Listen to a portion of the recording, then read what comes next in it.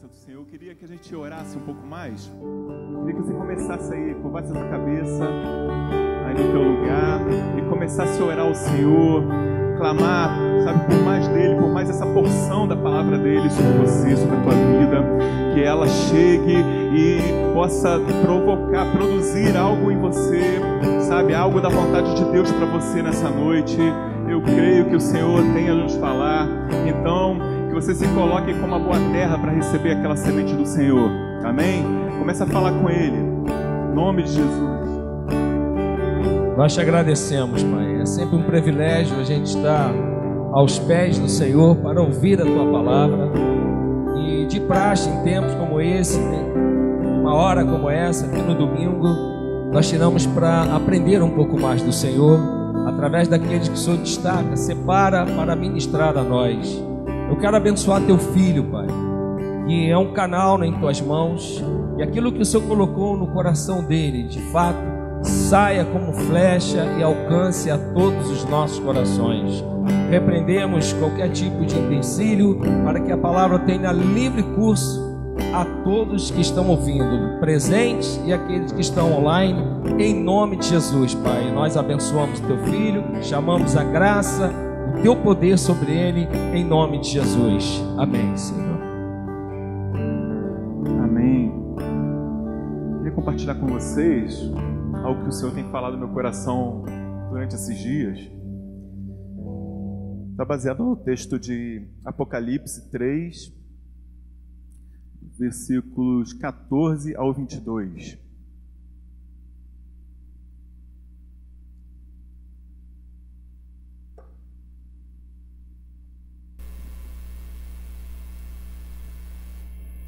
Apocalipse 3, 14 ao 22.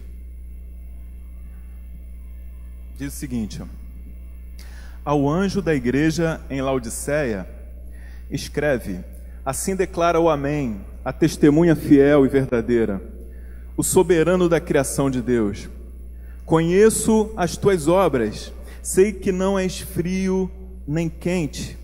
Antes fosses frio ou quente, e por esse motivo que és morno, não és frio nem quente, estou a ponto de vomitar-te da minha boca. E ainda dizes: estou rico, conquistei muitas riquezas e não preciso de mais nada. Contudo, não reconheces que és miserável, digno de compaixão, pobre, cego e que está nu. Portanto, ofereço-te este conselho: adquire de mim ouro refinado no fogo, a fim de que te enriqueças, roupas brancas, para que possas cobrir a vergonhosa nudez, e compra o melhor colírio, para que, ao ungir os teus olhos, possas enxergar claramente. Eu repreendo e corrijo a todos quantos amo. Sê, pois, diligente e arrepende-te. Eis que estou à porta e bato. Se alguém ouvir a minha voz e abrir a porta, entrarei em sua casa e cearei com ele e ele comigo.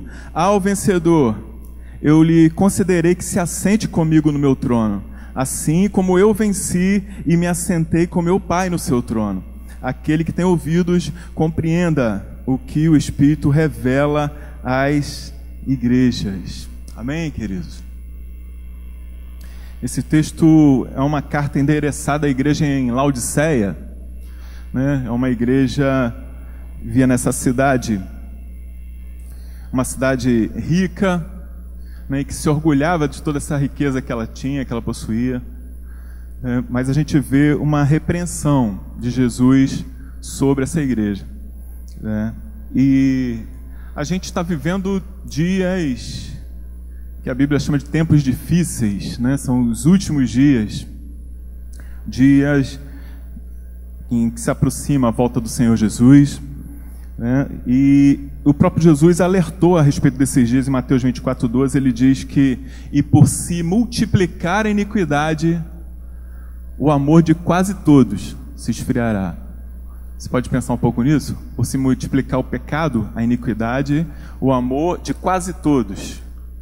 Quase todos é muita gente, quase todos se esfriará. Então, esse é um retrato da igreja de Laodiceia, mas é também um retrato da igreja nos nossos dias, é a igreja do nosso tempo, tempo do fim. Alguns teólogos, alguns estudiosos da Bíblia, eles falam sobre essas 7 cartas, né? E ela tem uma ordem, e eles apresentam isso de uma forma profética e cronológica, né? Que cada carta daquela corresponde a um período, a uma época da igreja, né? Da primeira até a 7ª. Laodiceia é a última carta. Laodiceia é a carta do nosso tempo, é a carta do fim dos tempos, né? E ela é apresentada dessa forma, uma igreja morna, uma igreja que não é nem fria, nem quente. Jesus havia advertido sobre isso, por causa da multiplicação do pecado, né? O amor de quase todos ia se esfriar. A gente vive isso hoje, quando a gente olha o mundo aí fora.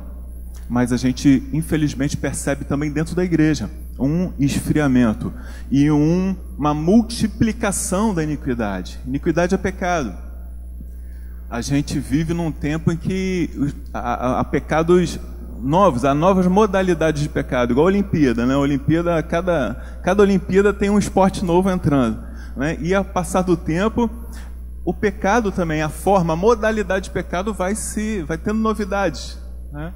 E a gente vai vendo, né, se multiplicando a iniquidade e o amor se esfriando. Isso é sinal. Amém? Você compreende isso? Isso é sinal dos últimos dias. Essa carta, então, além de ter sido enviada para uma localidade específica, aquela cidade de Laodiceia, ela também é endereçada a todo cristão dos últimos dias. É endereçada a nós, a essa igreja. Amém? Você entende isso? Amém? Que a gente percebe que essa igreja ela acaba absorvendo as características da cidade. Quando a gente fala na cidade de Laodiceia, ela é uma cidade vizinha, uma cidade portuária, ela é caminho, né, para um porto conhecido, e ela tinha, por isso, né, muito trânsito e muito comércio, um comércio rico, próspero. Então, era uma cidade rica, né? Além dessa riqueza que ela possuía, ela tinha também uma escola famosa, uma escola de medicina, muito conhecida na época, e produzia alguns medicamentos como colírio para a visão. Tinha um colírio famoso que era produzido naquela cidade por essa escola de medicina e que era muito conhecida. Além disso, a gente vê uma cidade muito orgulhosa de sua prosperidade material. Ela, antes de receber essa carta, essa cidade passou por um terremoto que havia destruído completamente a cidade, e ela se reergueu muito rapidamente, né? Ela foi, por causa da prosperidade material, por toda a riqueza que aquela cidade produzia, ela conseguiu se reerguer após um terremoto, e se reerguer sem a ajuda do império, sem a ajuda do governo, né? E eles se orgulhavam disso, dessa prosperidade material que eles tinham, né? E a gente começa a perceber que aquela igreja, ela acabou absorvendo essas características da cidade, rica, orgulhosa, soberba. Tinha outra característica aquela cidade que é interessante, né? Ela não tinha água na cidade, ela precisava trazer da cidade vizinha essa água. Então foi construído aquedutos, né, que vinha abastecer aquela cidade de água.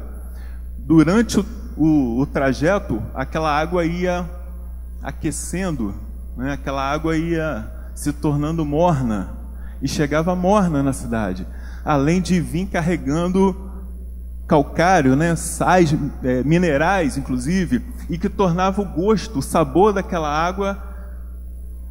Imagina uma água com sabor, né? E um sabor de minério, né? Era uma água desagradável, uma água que provocava náuseas. Então, assim, isso era característica da cidade que Jesus observou e ilustrou e trouxe para a igreja e falou: olha, vocês estão como essa cidade, vocês absorveram as características da cidade. Então veio a repreensão do Senhor. É bom a gente lembrar, né, Romanos 12, 1 e 2, ela fala: não vos conformeis com este mundo, né? Não tomai a forma desse mundo. E a repreensão de Jesus para aquela igreja era justamente essa: eles haviam tomado a forma, a característica daquela cidade. Ela recebeu uma repreensão muito forte de Jesus. Interessante, quando a gente lê as outras cartas, a gente percebe primeiro Jesus elogiando, né? Conheço as tuas obras, né? E vem relatando coisas positivas. Essa é a única carta que você olha e não vê nenhum fator positivo, nada que o Senhor Jesus pudesse destacar de positivo naquela cidade. Ele já começa repreendendo. Ele fala: conheço as tuas obras, né? E sei que vocês não são quentes e não são frios, vocês são mornos.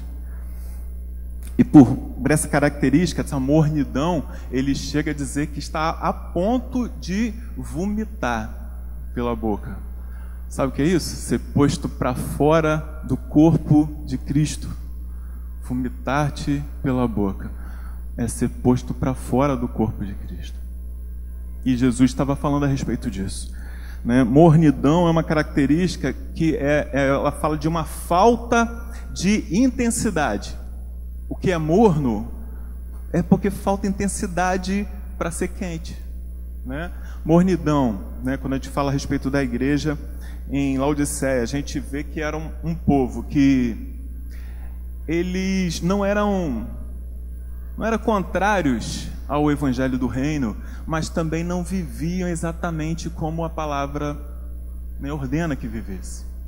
Então eles estavam naquele meio que era desagradável a Deus, porque eles não se viam, porque eles não se reconheciam nesse estado. Vamos dar uma olhada quais são as causas que a Bíblia enumera aí, 3 causas principalmente. No verso 17, a primeira causa é o apego à prosperidade material, a causa do esfriamento, a causa da mornidão daquela igreja. Primeira causa, o apego à prosperidade material, a preocupação excessiva com as coisas materiais, com as coisas. Quantos de nós, às vezes, a gente se pega preocupado com as coisas? Isso acontece com você? Preocupação com o que vai comer, com o que vai vestir, com como morar, onde morar, pagar aluguel, pagar conta de luz subindo e por aí vai, e a gente fica preocupado, né? É natural que a gente se preocupe, mas a gente não pode deixar, né, ser tomado, envolvido por essas coisas. Amém, queridos? Amém? Vocês estão aí comigo? A gente não pode se deixar envolver pelas coisas. A palavra diz: buscar em primeiro o reino de Deus e a sua justiça, as demais coisas serão acrescentadas. Percebe? As coisas serão acrescentadas. E às vezes a gente envolve uma preocupação, envolve empenho, envolve a nossa vida para conquistar as coisas. Percebe? Então, assim, o apego a essa prosperidade material. Eles diziam, né? Estou rico, conquistei muitas riquezas. E eles deixam Jesus de fora nisso, percebe? Conquistei. Eles não receberam, eles não reconheciam que receberam do Senhor a riqueza. Eles falam: conquistei muitas riquezas, né? Há uma repreensão, né? Paulo escreve a Timóteo 6:10, ele fala: porquanto o amor ao dinheiro é a raiz de todos os males, e por causa dessa cobiça alguns se desviaram da fé e se atormentaram em meio a muitos sofrimentos. Percebe, querido? O amor, apego ao dinheiro, o nome disso é avareza, né? Apego ao dinheiro, apego aos bens materiais, né? Esse amor ao dinheiro. O problema não é o dinheiro, o problema é o amor, o apego ao dinheiro, ao bem material, né? E isso pode levar, como diz o texto, a apostasia, a abandonar a fé. E mais, como consequência, muito sofrimento. Quanta gente deprimida, quanto suicídio, quantas coisas a gente percebe e vê por causa dessa preocupação com a riqueza, da conquista. E quando se perde, né, a gente chega à loucura de tirar a própria vida, porque perdeu, né, porque a tua vida está tão envolvida com aquilo, vive em função daquilo, e quando aquilo se perde, deixa de ter razão para viver, razão de existir. Então, é um cuidado que a igreja precisa ter. Tem um texto de Mateus 13, 22 também, que fala a respeito da semente que caiu entre os espinhos, né, e diz o seguinte, né, quanto ao que foi semeado entre os espinhos, este é aquele que ouve a palavra, mas as preocupações dessa vida e a sedução das riquezas sufocam a mensagem. Preocupações dessa vida e a sedução das riquezas sufocam a palavra, tornando-a infrutífera. Infrutífera. Esse é o estado de alguém que foi semeado, que tem a palavra dentro de si, mas permite se envolver a tal ponto com as coisas dessa vida, a preocupação com as riquezas, e acaba sufocando a palavra deixa de frutificar dentro de você, né? A igreja hoje, né, se encontra, quando eu falo igreja, eu digo a igreja no mundo, a igreja, né? Quando eu digo igreja, eu falo da gente, eu falo de mim, né? E a gente precisa começar a olhar para dentro de si, né? Cada um de nós, olharmos e começar a nos examinar, né? É porque a gente vive numa situação decisiva, a gente vive nos últimos dias, amém? Esperamos a volta do Senhor Jesus. Quantos esperam? Você espera? Amém, glória a Deus. Essa tem que ser a nossa perspectiva, essa é a nossa esperança. O Senhor virá, amém? O noivo vem, vai resgatar uma noiva adornada, bonita, amém? Pura, santa. Essa é a expectativa do noivo, tem que ser a nossa expectativa como igreja, amém? Então a gente vive nesse momento, sabe? Nesse momento crucial. Eu lembrei da parábola das virgens, né? Naquele momento crucial, metade delas não estava pronta. Esteve pronta, esteve com as luzes acesas, mas chegou na hora, no momento crucial, no momento decisivo, já não tinha mais óleo. E perderam. Sabe, a gente precisa se posicionar dessa forma. A gente vive, a igreja do Senhor vive esse momento decisivo, crucial. A gente vive esses momentos finais, mas é um tempo também em que a gente vê o materialismo muito forte. As pessoas se envolvem com aquilo que é material, o cuidado com as coisas e buscar cada vez mais riqueza e bens. O foco da vida se torna as coisas. Perde a noção da eternidade, perde a noção daquilo que é eterno, sabe? Há uma repreensão, João fala a respeito disso, né, sobre essas coisas, né? Ele fala que a concupiscência da carne, a concupiscência dos olhos, né, a soberba da vida, tudo isso vai passar, mas aquele que faz a vontade do Pai permanece para sempre. A gente não pode perder o foco, a gente não pode se deixar envolver por esse mundo, por aquilo que nos atrai, e atrai mesmo, os prazeres, a sedução das riquezas, a facilidade, né, hoje de ficar rico. A gente abre o YouTube e vê um monte de dica lá para você ficar rico. Eu ouvi uma vez um irmão me mostrar um vídeo falando, olha, o camarada falando, você quer ganhar 1 milhão hoje? Quem quer? Ou melhor, quem não quer? Você quer ganhar 1 milhão hoje? Né? E o cara dá as dicas lá de como você ganhar 1 milhão um dia lá. A gente vê isso, né? Toda essa correria atrás de dinheiro, atrás de bem, né? Mas a gente não pode deixar a nossa vida se envolver atrás disso, sabe? Atrás do bem-estar, atrás das distrações, sabe? Esse é um tempo de egoísmo, de apostasia, sabe? Todas essas coisas nos levam a um esfriamento espiritual. Você vai deixando para segundo plano aquilo que é eterno e começa a focar naquilo que é temporal, passageiro, vai ficar. Tudo isso vai ficar, tudo isso acaba. Você não vai levar nada disso para a eternidade. E a gente não tem priorizado aquilo que tem valor eterno. Franco cita uma frase, né, que aquilo que não é eterno é eternamente inútil. Aquilo que não é eterno é eternamente inútil. E a gente perde o foco às vezes e vai atrás daquilo que é eternamente inútil. Sabe? O problema da igreja em Laodiceia, né? Era esse, né? Ela perdeu o foco, começou a se prender às coisas materiais, né? Aqueles crentes começavam a dizer, não, eu sou rico, conquistei muitas riquezas e não tenho falta de nada. Não tenho falta de nada. E aí a gente vai para o segundo ponto, né? O segundo ponto é a autossuficiência. Eles diziam, não tenho falta de nada.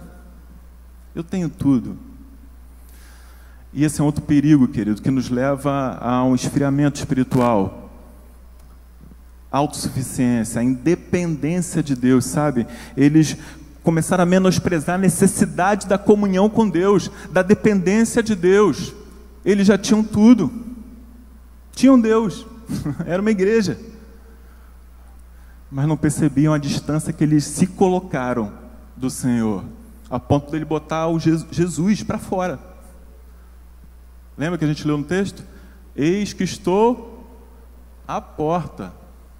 Jesus estava fora. A autossuficiência, a independência é o pecado original. Foi o que colocou o homem para fora do jardim, né? E Jesus estava vendo aquela igreja repetindo, com a autossuficiência, com a independência, repetindo o mesmo pecado. E ele falou da mesma forma, vou botar vocês para fora. Estou a ponto de botar vocês para fora, estou a ponto de vomitar.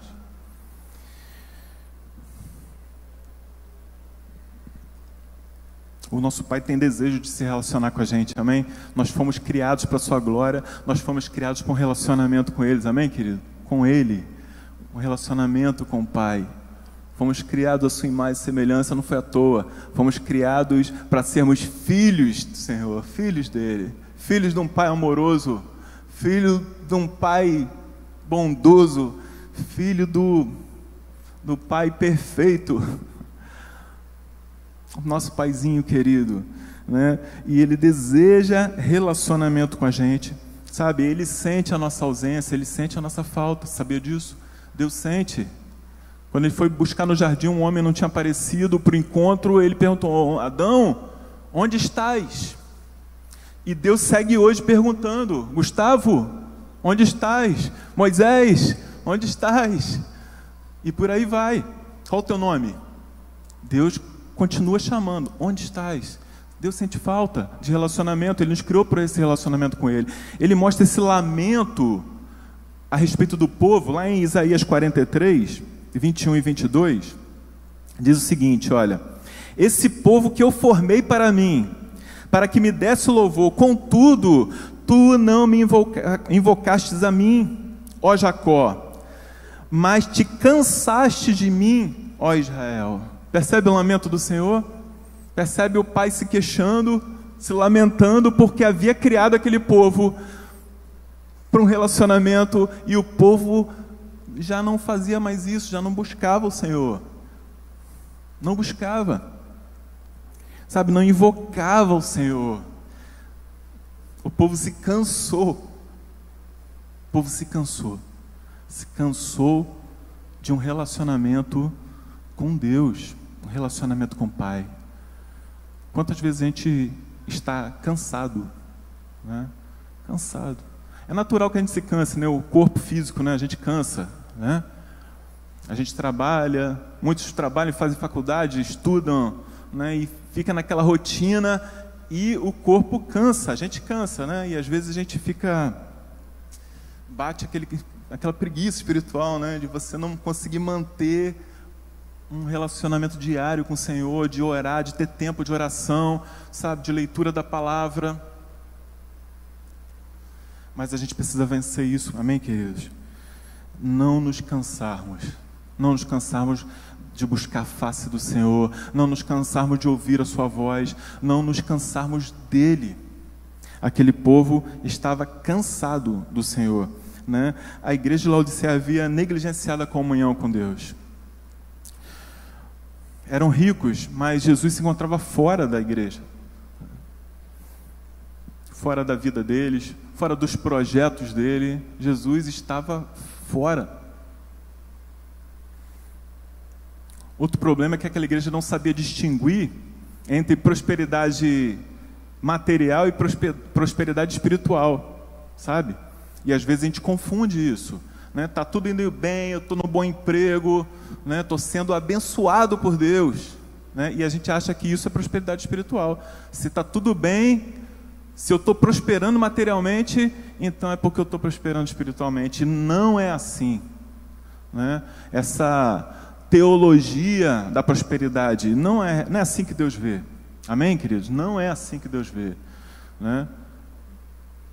Você tá com saúde, você é próspero espiritualmente. Você está bem espiritualmente. Está doente, opa, então tem alguma coisa errada contigo, né?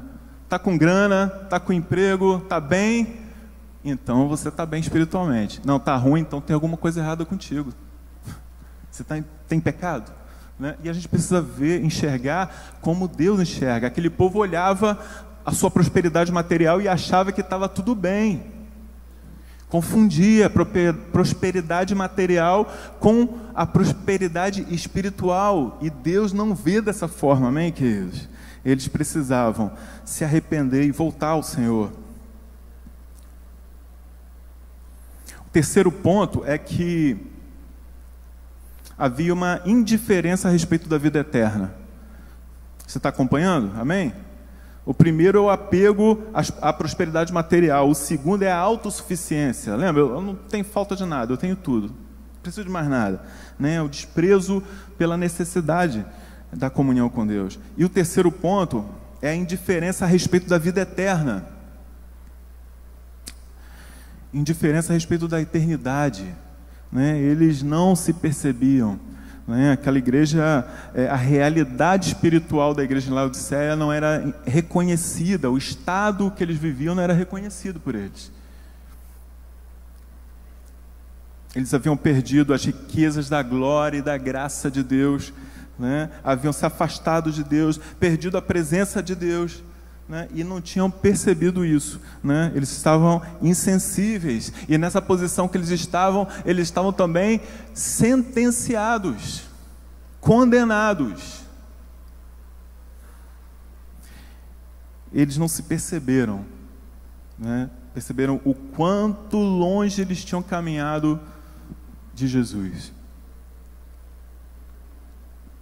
Agora, ainda sobre esse perigo, né, da gente buscar as riquezas e não considerar a eternidade, né? No texto de Lucas 12, 20 e 21, tem uma história muito conhecida que Jesus contou. O texto diz assim, olha, mas Deus lhe disse, louco. Sabe o que é isso? Deus chamar alguém de louco, né? Louco, esta noite te pedirão a tua alma, e o que tens preparado para quem será? Assim é, louco, né? Assim é porque louco também é aquele que para si ajunta tesouros e não é rico para com Deus. Percebe? A pessoa perdeu, deixou de considerar valores eternos, perdeu de vista a eternidade para se concentrar naquilo que é temporal e passageiro. Só um louco pode investir toda a sua vida em algo que é temporal e passageiro. E é isso que Deus estava falando. Ele estava chamando a atenção daquele homem. Louco, essa noite vão te pedir a tua alma, o que você tem preparado, tem ajuntado, para quem será? Você não vai poder desfrutar disso. Nossa vida está nas mãos do Senhor. Ele quem determina o nosso tempo aqui, amém? Ele determina todas as coisas, tudo está determinado, amém? Querido, como mudar esse quadro então? Graças a Deus, né? Graças a Deus, porque a graça dele se manifesta, a sua paciência com a gente se manifesta, amém? Ele fala assim, ó, eu estou a ponto de vomitar-te. Outra versão fala assim, vomitar-te-ei. Isso está em que tempo? No futuro, graças a Deus, ele ainda não fez isso, né? É um tempo de oportunidade que o Senhor dá, ele repreende, ele chama, né? E nos dá um tempo, uma oportunidade para o arrependimento, amém? Ele começa a dizer o seguinte, Apocalipse 3 ainda, 18 e 19, ele fala assim, ó, portanto, ofereço-te este conselho, adquire de mim ouro refinado no fogo, a fim de que te enriqueças, roupas brancas, para que possas cobrir tua vergonhosa nudez, e compra o melhor colírio, o melhor, para que aos os teus olhos possam enxergar claramente. Eu repreendo e corrijo a todos quantos amo. Sê, pois, outro conselho, sê, pois, diligente e arrepende-te. O próprio Jesus então aponta o caminho para a mudança desse quadro, amém? Ele aconselha, primeiro, adquire de mim. Sabe o que é isso? Adquire de mim. Lembra que aquela cidade havia adquirido a característica, sabe, aquela igreja adquiriu as características daquela cidade, e agora o Senhor chama a igreja a se arrepender e falar, ó, adquire de mim, amém? O primeiro ponto, querido, é voltarmos para o Senhor, voltarmos para a nossa fonte, voltarmos para a origem, sabe, da nossa vida, de tudo que temos e somos. Ele é a origem, tudo está nele, tudo vem dele. Precisamos voltar para a fonte. Então o Senhor começa a dizer, adquire de mim. Isso fala de valores eternos, amém? Voltar para o Senhor, voltar para a fonte, para um relacionamento com Ele, é isso que Ele fala. E Ele fala sobre adquirir o quê? Adquire de mim 3 coisas. Primeiro, ouro refinado no fogo. De que Ele está falando? Ele está falando de valores. Ouro refinado no fogo. Ele está falando de um valor que não se extingue. Ele está falando de um valor eterno. Ele está falando dos valores que a gente só encontra nele. Amém? O que é valor para você? O que é valor para você? Para pensar um pouquinho aí. O que para você é valor? Tua família é um valor para você? Sabe o que é valor, querido? Para a gente definir bem isso. Valor é tudo aquilo que é inegociável. Isso é valor. As outras coisas têm preço, né? Uma casa tem preço, não tem? Uma casa, você chama o cara da imobiliária lá, ele vai avaliar a tua casa, vai dar um preço. Ó, essa casa pode ser vendida por X, ela tem um valor. Teu carro tem preço, não é isso? Agora tem coisas que são valores, e valores são inegociáveis. Você entende isso? Valor é inegociável. Então reflete aí, o que é inegociável para você? Tua família? Tua esposa? Teu casamento? Teu relacionamento? Né? Deus, teu relacionamento com Deus é inegociável? É um valor para você? E é isso que a gente precisa refletir. O que é valor para nós? Valor é aquilo que a gente não abre mão. E quantas vezes, sabe, esse é o quadro daquela igreja. Eles abriram mão. Jesus deixou de ser um valor para ele. Vamos refletir a respeito disso, né? O que eu tenho deixado? O que tem me ocupado, que tem me feito aberto mão de um relacionamento com o Pai?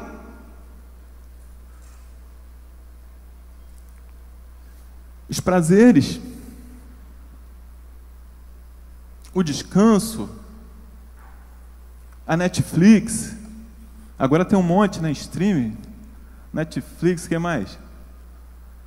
Tem da Disney, HBO Max, e por aí vai. Tem gente que tem todos. Imagina quanto tempo empenhado nisso. E quanto tempo a gente empenha para um relacionamento com o nosso Pai? E a gente diz que é valor. O relacionamento com o Pai é um valor? Amém? É um valor para você? É um valor para nós? É verdade isso? É um valor para nós? Valor é aquilo que a gente não abre mão. Se a gente começa a abrir mão disso por causa de outras coisas, então a gente precisa rever, querido.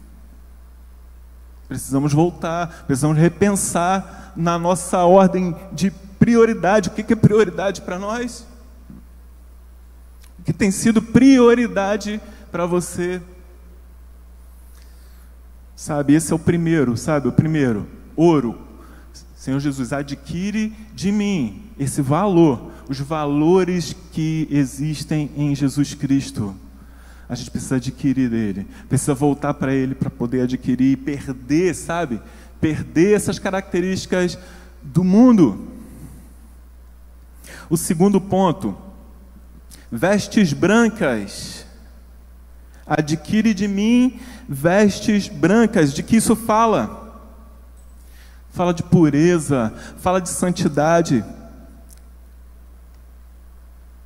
Precisamos não absorver essas características do mundo, sabe, que mancham as nossas vestes, o pecado, mas precisamos absorver, adquirir as características de Jesus em nós.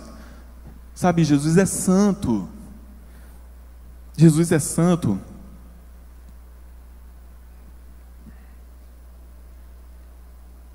Tem um texto que diz: assim como é santo aquele que vos chamou, sede também vós santos em todo o vosso procedimento, em todas as suas atitudes. O texto de 1 Pedro 1, 15 e 16, tá bom? 1 Pedro 15, 1, 16 diz isso. Portanto, como é santo aquele que vos chamou, tornai vós também santos em toda a vossa maneira de viver, porquanto está escrito: sede santos, porque eu sou santo. A santidade, a santificação é a vontade de Deus para nós. 1 Tessalonicenses 4,3 diz: a vontade de Deus é essa, a vossa santificação. Por isso, afastai-vos da imoralidade sexual. Então, essa é a segunda coisa que precisamos adquirir do Senhor Jesus. Precisamos adquirir, sabe, ouro refinado, seus valores. Precisamos adquirir vestes brancas, a santidade que há nele, sabe? E o terceiro, ele diz que precisamos adquirir dele colírio. Colírio para os olhos, para que vejas claramente. Sabe, a igreja de Laodiceia não se enxergava, queridos. Não se via como Jesus a via. Não reconhecia seu próprio estado. E a gente precisa, comprar esse colírio, porque com a visão embaçada a gente começa a enxergar as coisas ruins. A gente perde a visão. A gente começa a achar tudo ruim. Sabe? A reunião está ruim, a música está ruim, o pastor está ruim, o líder está ruim. Tudo está ruim por causa da visão embaçada. A gente começa a não enxergar as coisas como realmente são. E a gente precisa voltar ao Senhor e adquirir dele esse colírio para limpar os nossos olhos, para curar os nossos olhos. Amém? Vocês lembram de um texto na cura de um cego em que Jesus ele cuspiu, e passou no olho do cego e impôs as mãos e orou e falou: e agora, o que vês? E ele abriu os olhos e falou assim: eu vejo os homens, mas eu vejo eles como árvores andando. Imagina, que visão é essa? É uma visão deturpada, uma visão embaçada, é uma visão que não é clara, que não corresponde à realidade. Então Jesus não deixou que aquele homem seguisse daquele jeito. Fez o quê? E impôs as mãos novamente, orou e falou: abre os olhos. E agora o que você vê? Agora eu enxergo claramente os homens, enxergo cada um, consigo distinguir cada um deles. Sabe, a gente precisa comprar, a gente precisa ir para o Senhor, precisa buscar dele essa cura, a cura para a nossa visão. Sabe, porque a gente não pode seguir dessa forma, com a visão embaçada, com a visão longe da realidade. Amém, queridos? Amém? A gente precisa fazer como outro cego. Vocês lembram do outro cego chamado Bartimeu? Estava sentado à beira do caminho, ele soube que Jesus ia passar, o que ele fez? Ficou quietinho, sentadinho lá e não interferiu. Foi isso? Ele começou a gritar. E as pessoas falavam para ele: ei, fica quieto, não vai incomodar o mestre não, fica quieto aí. E ele começava a gritar cada vez mais alto: Jesus, filho de Davi, tem compaixão de mim. E ele gritava, até que Jesus parou tudo e foi ouvir aquele homem. Que queres que eu te faça? Que eu torne a ver. Jesus curou aquele homem. A gente precisa também buscar o Senhor, insistir para que tenha a nossa visão, que seja a nossa visão curada, restabelecida, amém, queridos? Deus e Jesus está disposto a isso. Ele fala: adquire de mim colírio para que vejas claramente. As três coisas então: adquire de mim as riquezas, ouro, valor. Adquire de mim o que mais? Vestes brancas, santidade, pureza. Adquire de mim colírio para os olhos, para que a gente possa ver, sabe? Quando a gente perde a visão. Quantos de nós chegamos aqui? O primo começou orando, né? Falando sobre, agradecendo a Deus por essa visão, né, primo? Por essa visão que a gente está dentro dela. A gente vive nessa família maravilhosa. Essa visão que alcançou a gente e que muitas vezes a gente começa a perder essa visão. Perder. Não é mais como antes. Sabe, você lembra quando você chegou? Você lembra como você foi abraçado, alcançado, transformado? Você precisa voltar, querido. Precisamos voltar para o Senhor, voltar para a fonte, aquele que nos deu a visão, aquele que pode também curar a nossa visão, restabelecer a nossa visão, amém? Por último, o último conselho, ele fala assim, ó: sê, pois, diligente e arrepende-te. Ser, pois, diligente. Sabe o que é ser diligente? Ser diligente é ser zeloso, é ser cuidadoso. Sabe, ser diligente também é ser, ter prontidão, sabe? É corresponder rápido. E ele fala, ó: correspondam rápido a esse meu chamado. Correspondam com urgência. Isso é ser diligente. Diligente. Amém? E ele fala: arrepende-te. Precisamos nos arrepender, precisamos fazer o caminho de volta. E precisamos fazer isso depressa, queridos. Porque estamos vivendo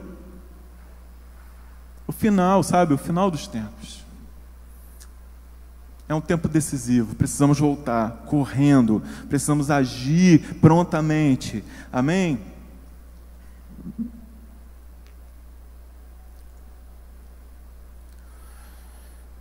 Essa igreja havia perdido muitas coisas. Ela perdeu a visão, perdeu a pureza, a santidade, ela perdeu os valores, a riqueza que há em Cristo. Mas ela ainda não tinha perdido o amor de Jesus por ela. Ela perdeu quase tudo que ela tinha. Mas o noivo continuava apaixonado pela noiva, o noivo continuava querendo ver a noiva adornada, pronta para o encontro, e o noivo continua hoje desejando isso, sabe? Você pode ter perdido tudo, você pode ter perdido as características de Jesus na tua vida, pode ter perdido o desejo pelo relacionamento com Ele, a fome, a sede, aquele coração queimando por Ele. Você pode ter perdido isso tudo, mas você ainda não perdeu o amor que Jesus tem por você, por tua vida. E isso é suficiente para mudar tudo, queridos. Amém? Mudar tudo. A gente precisa corresponder a isso. Arrepende-te. Ele diz assim, ó: eu repreendo e corrijo a todos quantos amo. Depois de uma repreensão pesada como aquela, eu estou a ponto de vomitar, que você é morno, você é desagradável, mas eu estou a ponto de vomitar, mas eu sigo amando, eu amo, eu quero corrigir, eu quero te ver como uma noiva adornada, linda, pura, santa, pronta pronta para o encontro. Amém? O Senhor segue se movendo dessa forma e falando, sabe, eis que estou à porta e bato. Ele não desistiu, ele não virou as costas, ele estava lá. Aquela igreja colocou Jesus para fora, mas Jesus não foi embora, Jesus ficou. Eis que estou à porta e bato. Se alguém abrir, se alguém ouvir a minha voz e abrir a porta, eu entrarei e cearei com ele, e ele comigo. Sabe o que é ceia? Ceia é símbolo de aliança. Restabelecer a aliança, restabelecer, restaurar o relacionamento, é tudo que Jesus quer. Amém, queridos? É o que Ele quer com a gente. Então, como a gente manter essa chama acesa, esse fervor, né? Como permanecer quente, como permanecer aquecido. Lembra do morno? O morno é sem intensidade. Como se manter aquecido?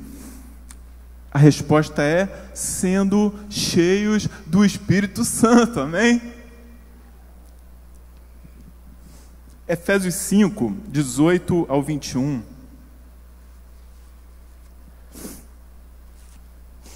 Diz o seguinte,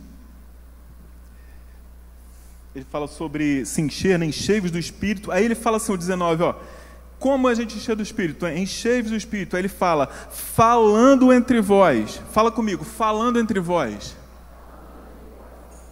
Falando entre vós, de novo. Falando entre vós com salmos. Que mais? Cânticos espirituais, que mais? Cantando, louvando de coração ao Senhor e cotidianamente, fala assim, cotidianamente. Isso é todo dia, sabe? Dia a dia, dia a dia.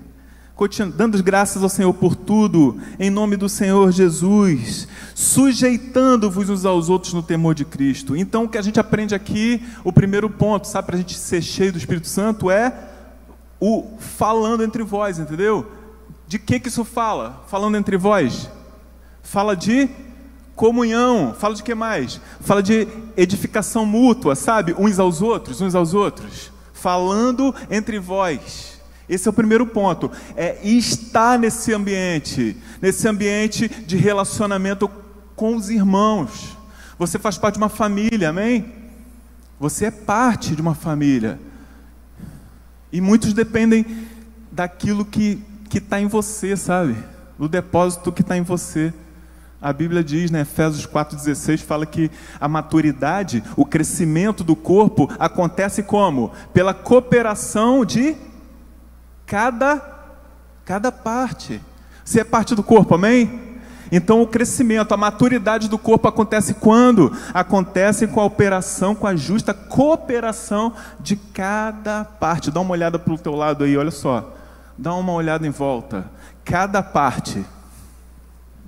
Que bom que a gente pode contar, amém? Com essa maravilha que é a família, né? A gente pode se relacionar no cotidiano, né? Ao longo da semana a gente se vê, a gente está lá na IL, né? No nosso grupo caseiro lá, e a gente pode encontrar amigos, irmãos que nos abençoam, que nos aconselham, que nos consolam, que nos animam, que nos fortalecem, que traz uma palavra que vai transformar a nossa vida, vai mudar a nossa história.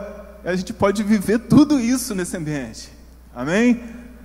Você tem experimentado disso? No teu grupo caseiro, no teu relacionamento? Muito mais do que o grupo caseiro, porque o grupo caseiro, tudo bem, é um dia de reunião, mas essa galera que está lá, você desenvolve vínculos com ele, isso segue ao longo da semana. Você vai lá no churrasco, né? Faz assim, churrasco, feijoada, mocotó, o que mais que rola? O que mais que tem lá?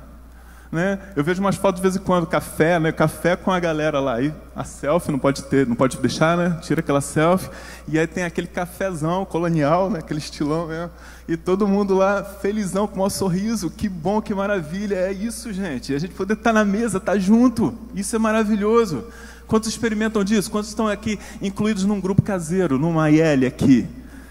Glória a Deus, que bom. E você tem que fazer desse ambiente isso, porque olha, para sermos cheios do Espírito, Começa por aí, falando entre vós.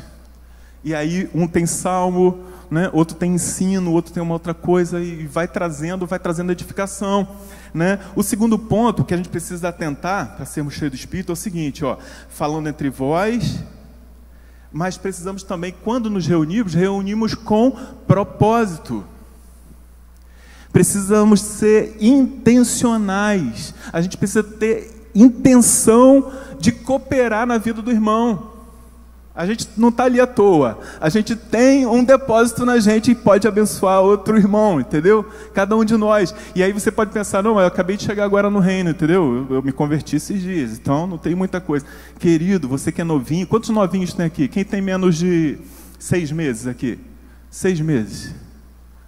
Opa, mas mãos levantadas aí, glória a Deus por tua vida, sabe? Porque você não sabe o ânimo que você traz, a alegria que você traz, sabe? Um oxigênio novo para esse ambiente, sabe?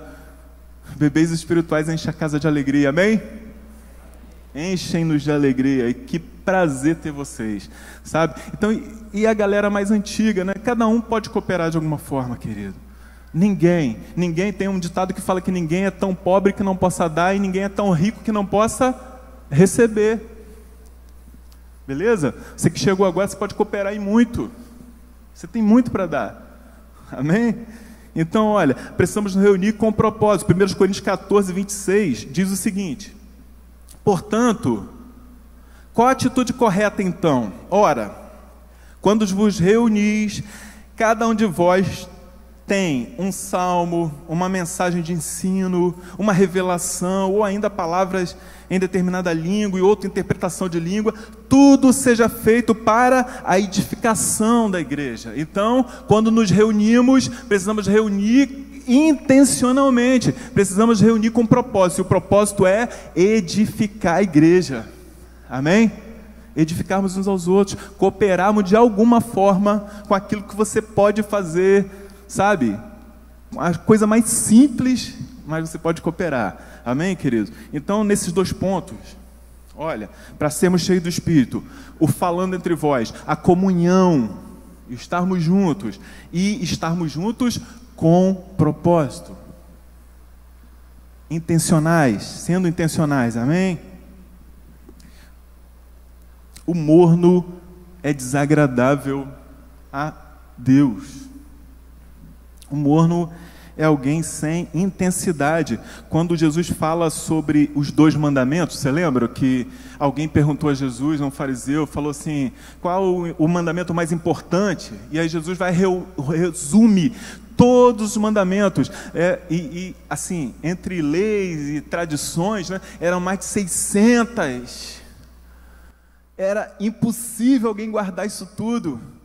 Já parou para pensar? Mais de 600 mandamentos e tradições, e Jesus acaba com aquilo tudo, assim, resumindo tudo em 2, e aí ele fala, qual é o primeiro? O primeiro mandamento é: amarás o Senhor teu Deus de todo o teu coração, de toda a tua alma, de todo o teu entendimento, de toda a tua força. Fala comigo, de todo. Vocês, novamente. De todo, percebe?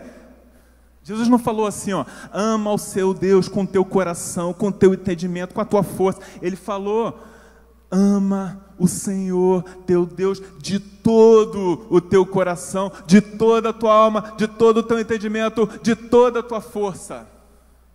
De toda. Sabe o que é todo? É o quê? Todo.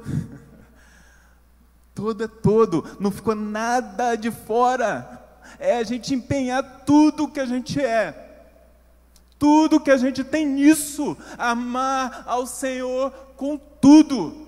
Isso é intensidade, querido. Sabe como deixarmos de sermos mornos? Ama ao Senhor com todo o teu coração, com toda a tua alma, com todo o teu entendimento, com toda a tua força, e ao próximo como a ti mesmo. Assim se resume as leis, os profetas, assim está tudo resumido nesses 2. Glória a Deus, que Ele facilitou, simplificou para a gente, né? Mas quando a gente fala de intensidade, é isso. Deixar de ser morno, é amar ao Senhor, é ser apaixonado por Ele, a tal ponto da gente não deixar nada de nós de fora disso. Amém? Amém? Amém. Eu contar um pouquinho de uma história minha. Eu cresci num lar cristão. Eu nasci, minha mãe falava que eu era crente já na barriga dela, né? Quando eu nasci, eu já era crente.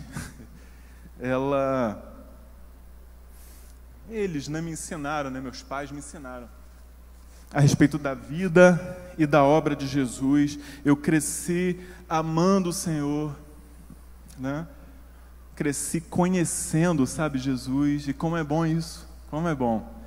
Mas eu lembro que chegou uma certa idade, a adolescência, assim, mais ou menos. Um adolescente aí, cadê condição? Quando está nessa fase aí maravilhosa, adolescência. Estão envergonhados? Vamos lá, os adolescentes aí. Cadê? Onde estão? Maravilha. Fase maravilhosa, cara. Então, assim, nessa fase aí, eu comecei a observar uma coisa.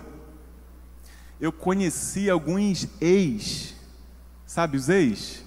Ex-viciado, ex-traficante, ex-prostituta, ex-ladrão, ex-bruxo, né? Eu então conheci uns ex assim. Vocês conhecem algum ex? Ex-marido, ex-mulher não vale. Você conhece algum ex assim? Ex-traficante, ex-viciado, ex... E, cara, eu olhava a expressão dessa galera e isso me impactava. Isso me deixava impressionado. Eu via os ex com uma expressão maravilhosa, sabe, de amor ao Senhor, de paixão pelo Senhor, de entrega ao Senhor, que eu não via em mim. E eu ficava questionado, mas como é isso? Por que esses caras têm essa paixão toda? E eu cheguei a pensar assim, pô, será que eu tenho que desviar, ir lá para fora experimentar e voltar, alguma dessas coisas que eles experimentaram aí, voltar então para eu poder ter uma experiência, entendeu? E aí então, ser intenso, sabe? Mas eu aprendi uma coisa, lendo o texto de Lucas 7, queria que você acompanhasse aí, Lucas 7, 36 ao 37, a gente vai terminar.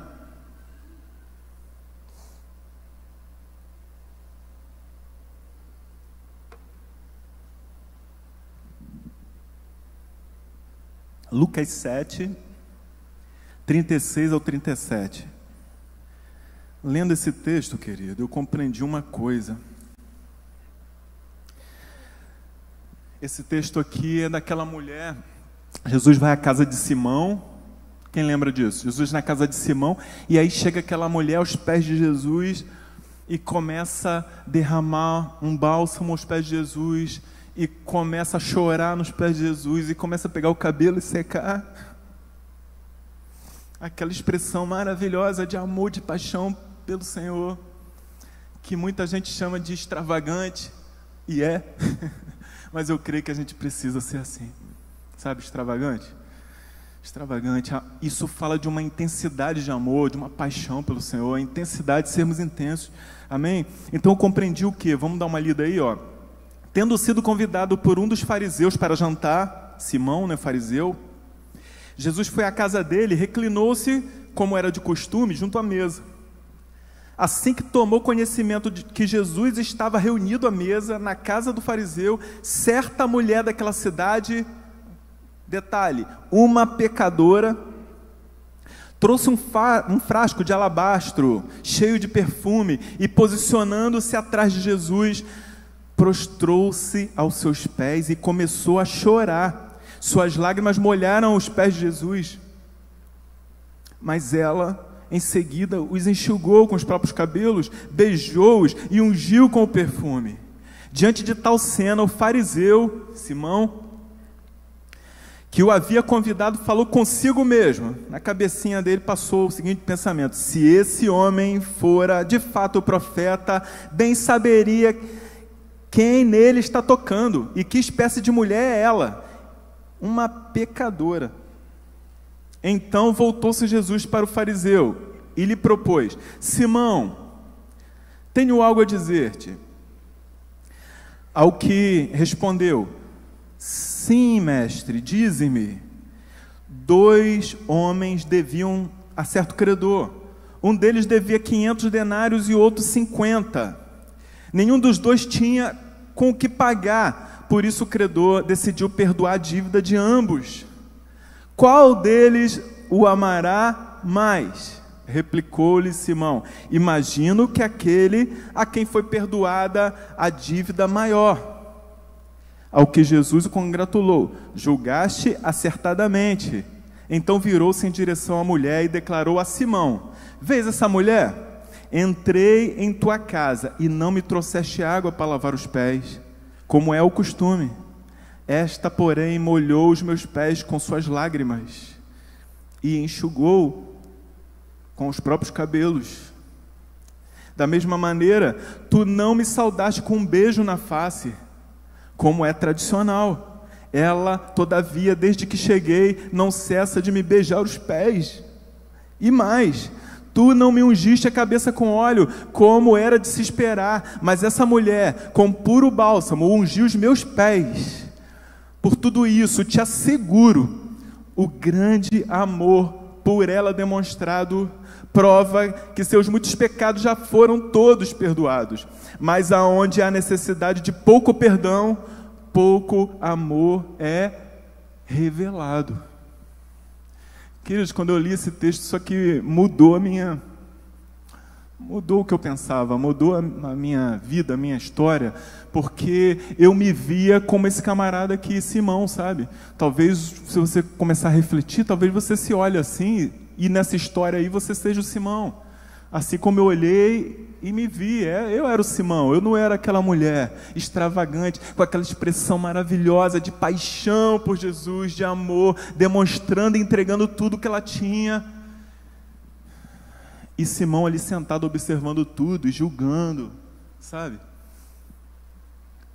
Aqui estavam a pecadora e estava do outro lado o religioso, o bom, o certinho, o que não tinha pecado. É verdade isso? Simão era aquele que não tinha pecado? Se fosse, ele seria preso na cruz, teria derramado sangue por nós. Mas não é verdade. Simão era pecador, tanto quanto aquela mulher. Pecador, essa é a condição dele. E essa é a nossa condição, querido, cada um de nós. Não há um só que seja bom.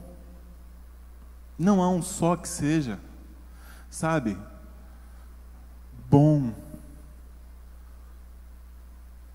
Todos nós carecemos do perdão do Senhor, carecemos, sabe, do amor dele sobre a nossa vida, do olhar de compaixão, de misericórdia, a sua graça sobre nós. Cada um de nós precisamos. Sabe qual a diferença daquele homem e daquela mulher? A diferença é reconhecer.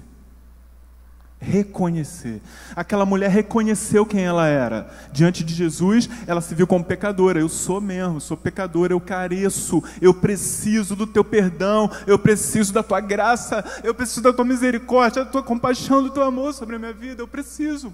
Ela admitiu, ela reconheceu quem ela era. Simão não, Simão se achava bom, ele não precisava daquilo.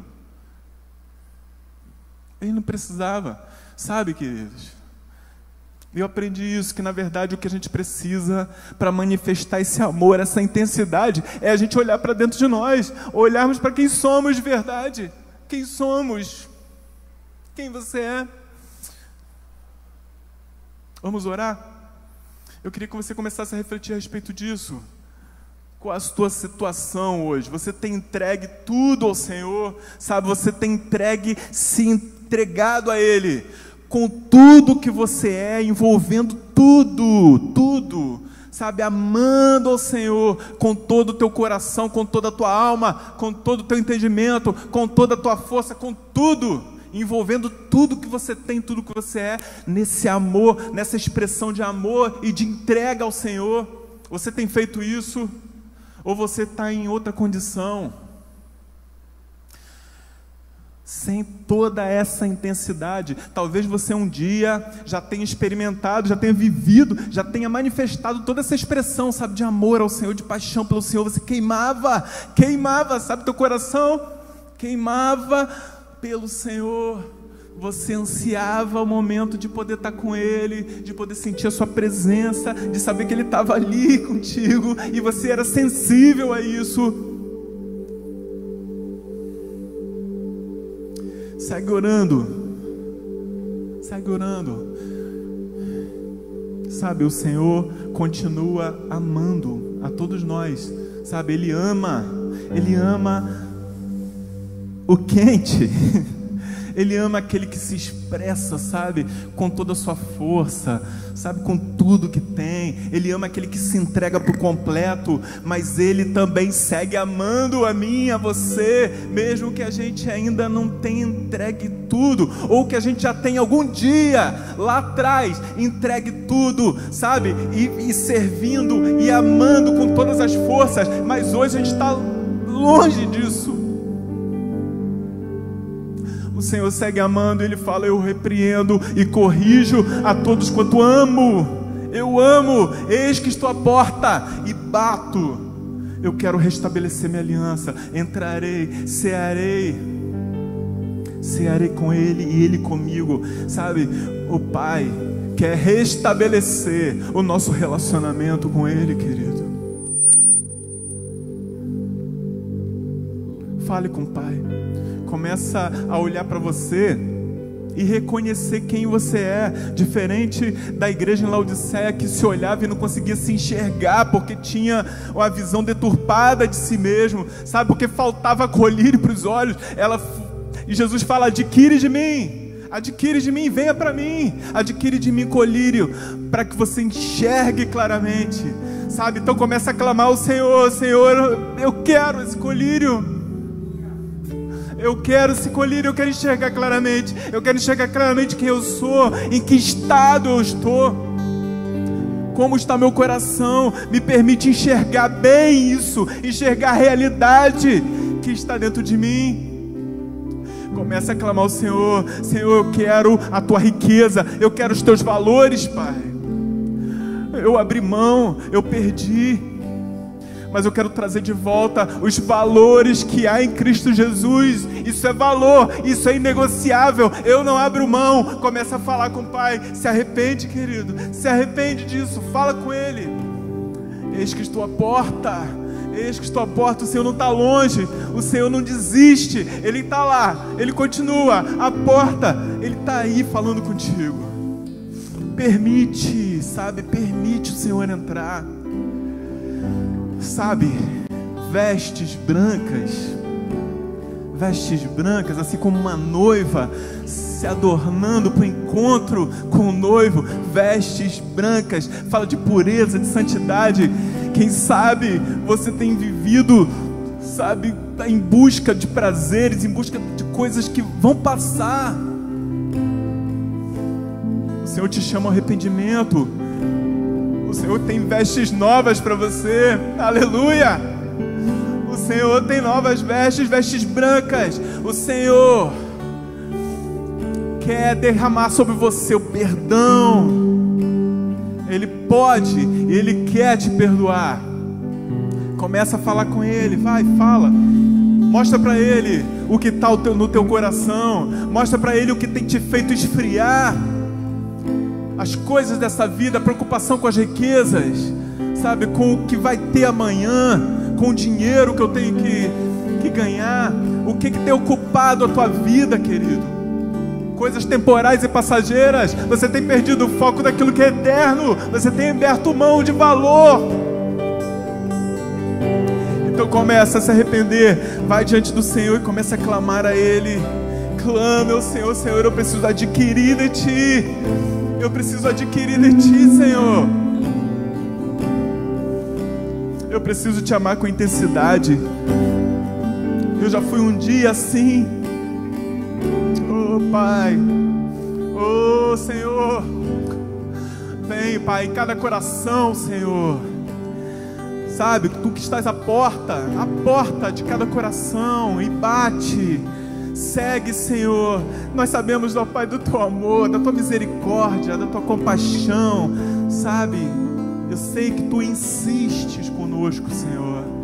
Tu insistes conosco, ó Pai. Queremos, ó Pai, corresponder, sermos diligentes e nos arrependermos, sermos prontos em agir e nos arrependermos, Senhor. Pai, ó Senhor.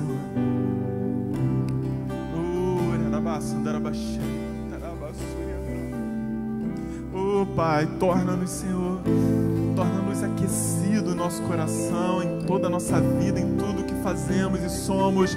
Torna-nos, ó Pai, não mornos mais, ó Pai, mas que possamos ser aquecidos pelo Teu Santo Espírito. Aquece a nossa vida, Pai, aquece o nosso coração, Senhor. Oh, queremos voltar a queimar, Senhor. Queremos voltar a queimar, queremos voltar a ter paixão por Ti, a expressar o nosso amor com toda intensidade a Ti. Sabe, que as nossas reuniões sejam a expressão daquilo que acontece na nossa vida ao longo da semana. Sabe, nossa paixão, nosso amor, nossa entrega por Ti.